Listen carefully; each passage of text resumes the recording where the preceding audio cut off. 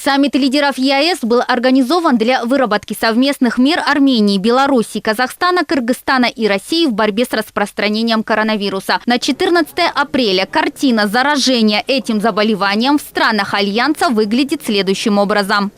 В Армении коронавирусом болеют 1039 человек, выздоровело 211 пациентов, летальных исходов 14. В Беларуси общее число больных составляет 3281 человек, 203 излечились, 33 человека скончались. В Казахстане на сегодня 1179 заболевших коронавирусом, 142 пациента выписаны, жертвами коронавируса стали 14 человек. В России общее число заразившихся составляет 21 102 человека, 1694 пациента излечились, летальных исходов 170. В Кыргызстане на сегодня 430 заболевших, 71 человек выздоровели, 5 человек стали жертвами заболевания.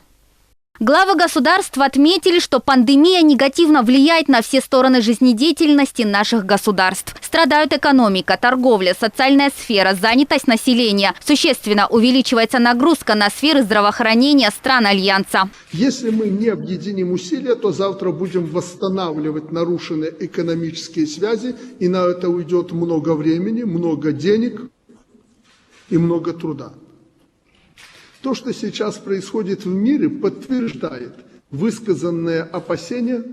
Вирус разрушает жизни и семьи, вносит сумятицу в работе рынков, приводит к остановке целых отраслей, серьезно влияет на положение дел нефтяной сферы. Сейчас нами предприняты чрезвычайные действия в борьбе не только с самим заболеванием, но и с экономическими последствиями предпринятых ограничительных действий. Сооронбай Жээнбеков предложил коллегам реализовать ряд мер, направленных на консолидацию совместных усилий в борьбе с коронавирусом.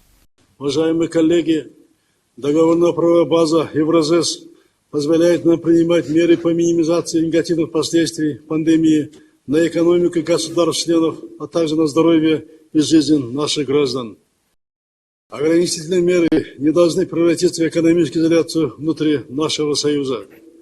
Единый рынок Евразес должен функционировать без барьеров, ограничений и изъятий. Евразийский экономический союз имеет все возможности, чтобы обеспечить население основными продовольственными товарами. По мнению Сооронбая Жээнбекова, внутри Евразес не должно быть ограничений при взаимной торговле социально значимыми товарами. В условиях всеобщей изоляции и вынужденного закрытия границ между нашими странами необходима организация зеленых коридоров с соответствующим алгоритмом. В этой связи предлагаю определить перечень товаров, которые будут беспрепятственно перемещаться между нашими странами. Эти коридоры нам позволят бесперебойно доставлять гуманитарные грузы, продовольственные товары первой необходимости и продукцию медицинского назначения. 3 апреля Совет ЕЭК расширил перечень сельскохозяйственной и продовольственной продукции, которая освобождается от импортных пошлин с 1 апреля по 30 июня 2020 года. Это стало одной из срочных мер стабилизационного характера. Премьер-министр Армении также высказался за свободную торговлю. Системообразующим принципом нашего интеграционного объединения является свободная торговля, и наши действия должны основываться на необходимости сохранения этого принципа. Поэтому в создавшейся ситуации мы считаем недопустимым введение мер тем или иным образом, препятствующих движению товаров и услуг внутри ЕАЭС. Сооронбай Жээнбеков предложил переориентировать работу Евразийского банка развития и Евразийского фонда стабилизации и развития. Фонд может сократить сроки рассмотрения кредитов на бюджетную поддержку и увеличить долю финансирования на грантовой основе. А банк может создать новые механизмы поддержки малого и среднего бизнеса, особенно производителей медицинской и продовольственной продукции первой необходимости. Глава государства подчеркнул, что в качестве взаимной поддержки Кыргызстан готов направить ресурсы этих финансовых институтов для обеспечения стран Союза сельскохозяйственной продукцией. Президент России согласен с тем, что в случае необходимости можно привлечь ресурсы Евразийского фонда стабилизации и развития и Евразийского банка развития. Необходимо поддержать промышленное производство наших стран, те сектора экономики, которые в наибольшей степени пострадали в условиях эпидемии, подчеркнул Владимир Путин. Пандемии должны быть разумными и пропорциональными. Не приводить к разрыву наработанных десятилетиями кооперационных связей, остановке международной торговли, прекращению взаимных инвестиций. Уже сейчас в рамках Евразес нужно начать разработку мер системного характера, призванных создать условия для восстановления и обеспечения дальнейшего экономического развития. Речь идет в частности о том, чтобы активизировать процесс цифровизации в сфере логистики, об этом уже тоже говорилось, таможенных и налоговых процедур.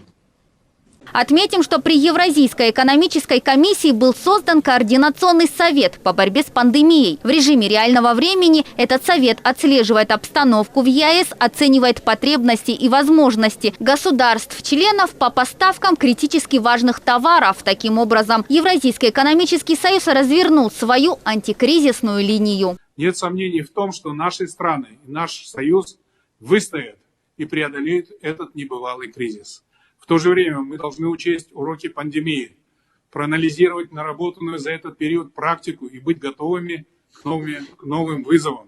Сооронбай Жээнбеков не оставил без внимания и сферу здравоохранения, предложив организовать совместную работу медицинских служб и обнулить таможенные пошлины на ввоз медицинских изделий, а также оказать целевую поддержку нашим трудящимся соотечественникам. Большое количество граждан наших государств проживает и работает во всех странах Евразес. В условиях пандемии они оказались в сложной ситуации. Предлагаю принять единый механизм социальной и медицинской поддержки для всех граждан Евразес в это непростое время. Отметим, что Россия и Казахстан оказали кыргызстанцам миграционную поддержку и содействие в возвращении на родину, за что глава государства выразил Владимиру Путину и Касым-Джомарту Токаеву благодарность. Отдельно поблагодарил российского президента за предоставление медицинских тест-систем и решение выделить в рамках Евразийского фонда финансовую помощь системе здравоохранения Кыргызстана. Сооронбай Жээнбеков выразил уверенность, что совместными усилиями наши страны смогут преодолеть все испытания, вызванные коронавирусом, и преодолеть саму пандемию в целом. Мадина Низамова, Бакыт Кыязов, ЛТР, Бишкек.